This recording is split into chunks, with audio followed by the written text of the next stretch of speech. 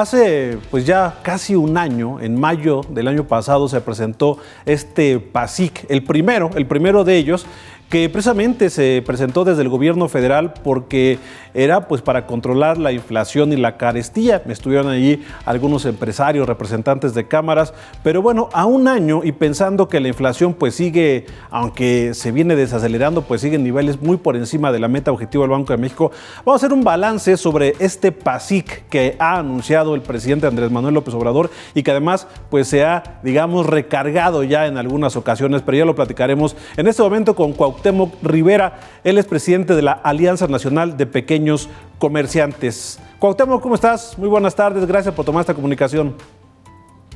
Muy buenas tardes, Carlos. Me da mucho gusto saludarte a ti y a tu audiencia y poder platicar de estos temas tan relevantes para el consumidor promedio, el consumidor de a pie, que de alguna manera pues todo el mundo nos vemos en la circunstancia de abastecer a nuestros hogares de alimentos, y es ahí donde la gente se encuentra con esto que ahora vamos a conversar, de cómo ha habido una inflación alimentaria que no ha perdido galope y que de alguna forma la podemos revisar muy bien a la luz de la misma estrategia gubernamental, como bien lo señalabas, del programa de combate a la inflación y la carestía, el PASIC, que fue anunciado el 4 de mayo del año pasado y que al corte podemos decir que se ha lanzado 3 veces, en mayo, en octubre, una segunda ocasión y una tercera ocasión en enero. En estos 3 momentos el programa no ha presentado una contención o una baja de los alimentos, antes al contrario, ha habido una tendencia constante a la alza, y podemos ver que cuando todo esto arrancó, los 24 productos de la canasta PASIC costaban $953.80, hoy eso fue en mayo 4. En octubre costaba $1,018.33, es decir, se incrementó la canasta PASIC en un 6.77%. Y ya de octubre 3 a enero, inicio de año, de este año del 2023, la canasta PASIC pasó a costar $1,018.33, es decir, se incrementó un 8.03, o sea, 81 pesos con 75 centavos. Y de enero a marzo, que este es el momento más contundente, que ha sido la curva de enero, todo esto que ha sido una verdadera pendiente, ha habido un incremento importante en todos los alimentos, incluyendo desde luego los 24 productos de la canasta PASIC, ha pasado de costar de 1,100.08 centavos en enero, ahora en marzo cerró costando 1,542.50, es decir, tuvo un incremento de 442 pesos, o sea, un 40.22, de forma tal que de mayo de 2022 a marzo de 2023, el incremento que tuvo la canasta PASIC de sus 24 productos fue de un 61.72%. Esto son datos duros que nos explican muy claramente que en tanto que la inflación desacelere, la inflación general, la que es la importante para mucha gente, que es la de los alimentos y el costo de los servicios básicos del hogar, esa no ha bajado su ritmo de encarecimiento y que golpea muy gravemente a las economías familiares de todo el país. Ahora, Cuauhtémoc, con estos datos que nos estás compartiendo, pues es alarmante porque ¿por qué van tan dispares la inflación general, la que da a conocer quincenalmente el INEGI, en donde sí ya se muestra desde febrero, la segunda de febrero, y lo que es el mes de marzo, ya se ve que comienza a desacelerarse la inflación? Cerramos marzo con 6.85%, ya estamos por debajo del umbral del 7%, pero ¿por qué es tan dispar? ¿Por qué la inflación general va en ese sentido y por qué la inflación en estos productos básicos se está disparando en esa magnitud? Porque la verdad es un punto de inflexión muy marcado el que se está dando en el incremento de precio de la canasta básica, de acuerdo con el dato que nos está revelando Cuauhtémoc. Claro, en este último reporte que bien señalas que dio INEGI, en el tema de los alimentos se reconoce una inflación por parte de este organismo de 7.11, por encima del 6.85, todavía por encima del 7%. Pero más allá de esto, Carlos, la verdad que el precio de última milla, el de las calles, pues el que se encuentra la gente en el punto final de compra, pues donde la gente va a torearse con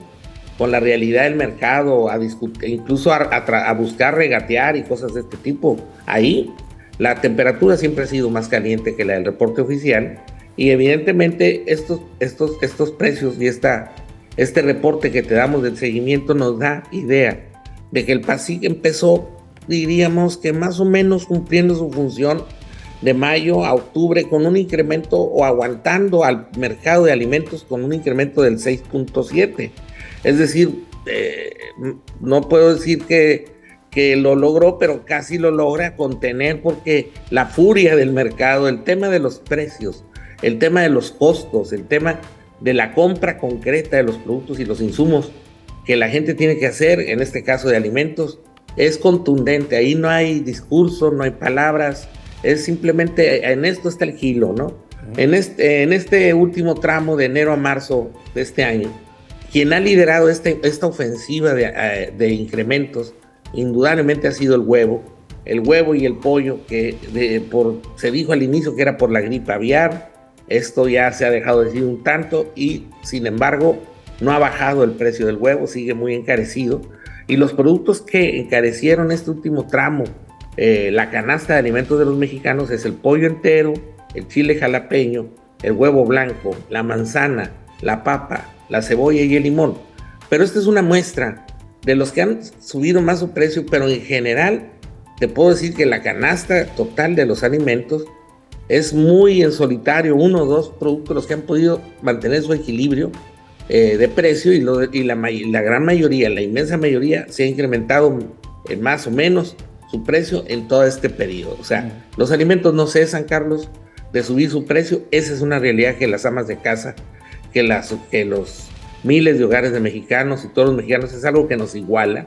porque pues todo el mundo tenemos que comer y para poder mantenernos en pie y seguir trabajando. Y de alguna forma esto es lo que nos enfrentamos, este es el mercado concreto al que se enfrentan los consumidores mexicanos en el día a día. O sea,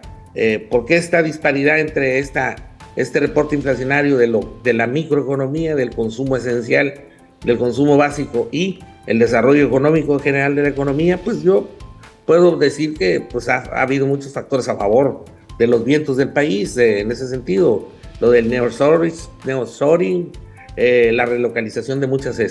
inversiones. Está el tema de la fortaleza del peso frente al dólar, que se deriva del conflicto comercial con China. Hay muchos elementos que se pueden evaluar en esto, pero finalmente en el costo de los alimentos, ahí sí nos topamos con pared. Y tan es así que el gobierno federal, aparte del PASIC, recientemente el presidente acaba de juntarse o convocó a unos 10 jefes de Estado del continente americano, de las principales economías del continente latinoamericano. Estuvo ahí Brasil, estuvo ahí Chile, estuvo Argentina, estuvo la gente de Cuba. Bueno, 10, 11 países están reuniéndose a convocatoria nuestra para discutir la manera en que colaboramos todos los países para detener esta inflación de carácter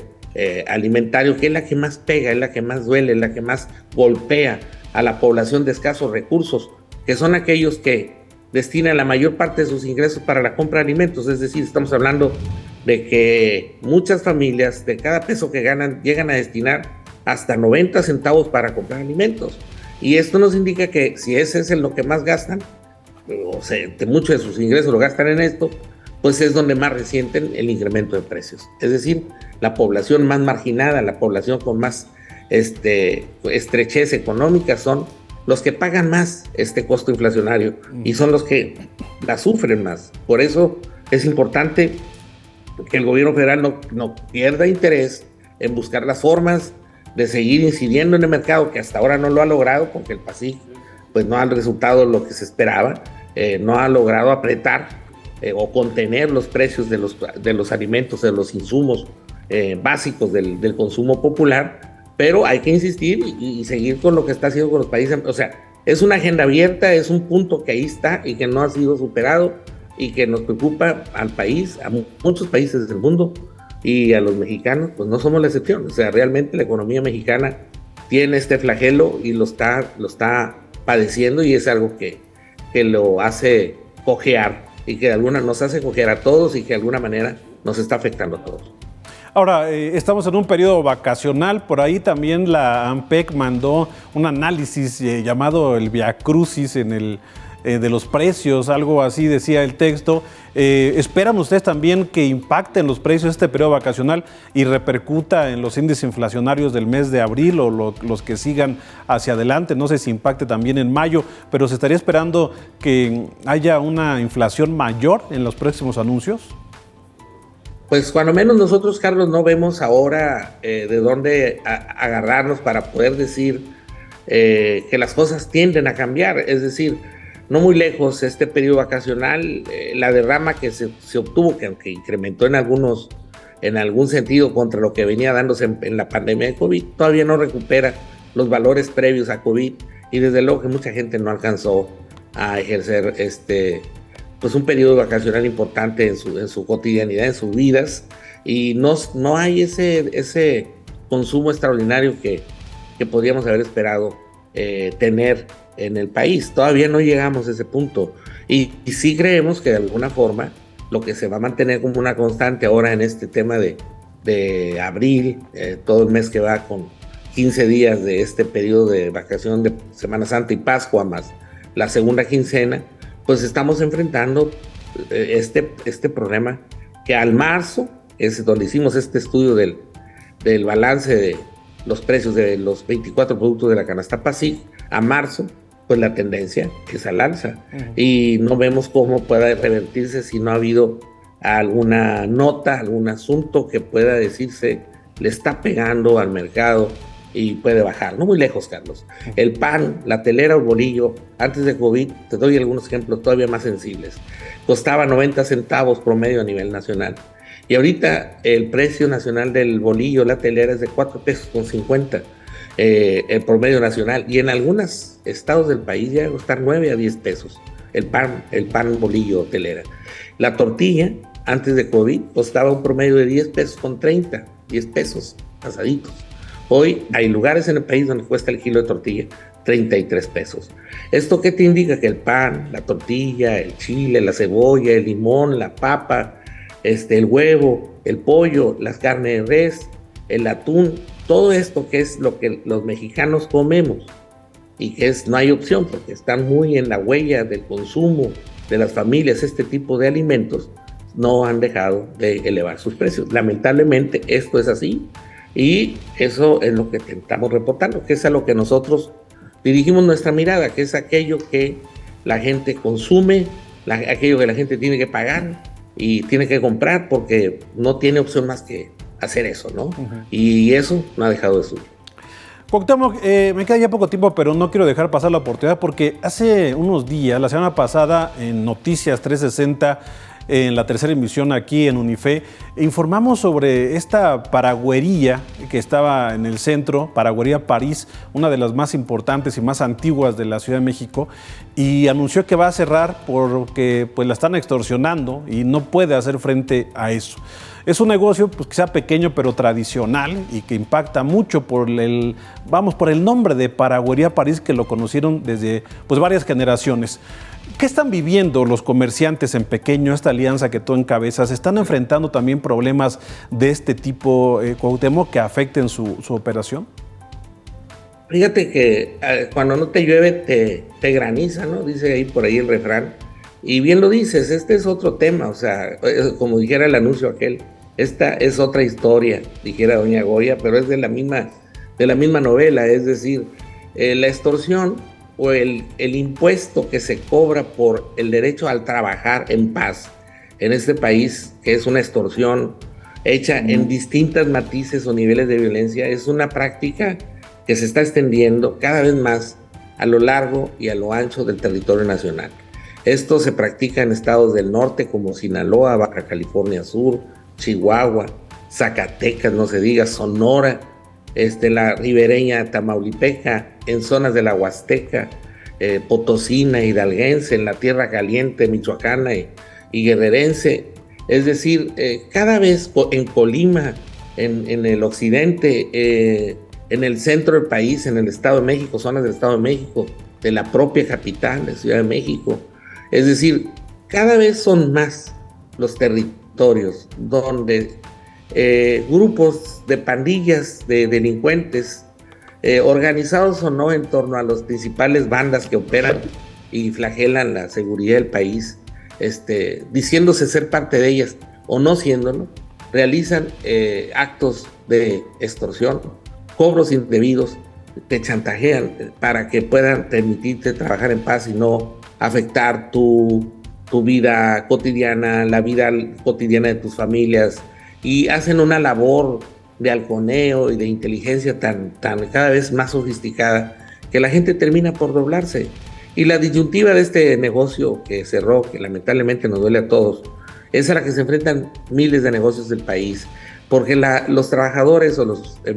pequeños comerciantes, pequeños empresarios que han dedicado toda su vida a mantener su negocio abierto, se preguntan lo siguiente: no puedo estar trabajando para mantener a otros que nomás vienen a estirar la mano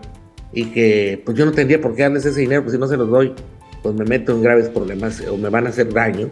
y deciden pues de trabajar para otros a no hacer nada, pues mejor cierro porque no voy a trabajar para otros. Y hay un razonamiento en eso muy legítimo, y lamentablemente tal vez este país es de los pocos del continente en donde se cobra este impuesto de manera indebida, y que es una práctica totalmente repudiada y repudiable, que se permite ahí, que goza impunidad, es lo más lamentable, y que no se ha logrado atajar porque la cultura de la denuncia no logra instalarse en la conciencia colectiva, porque está muy, muy clara la idea de que si denuncias te puede ir peor y te sale más caro el caldo que las albóndigas, ¿no? Entonces te puedes meter en problemas mayores y pues la gente no haya para dónde hacerse. La verdad, sí es algo que está agobiando a la actividad comercial en pequeño y mediana y demás. Vamos, en la Ciudad de México la actividad restaurantera y tal está cada vez sometida a estas presiones,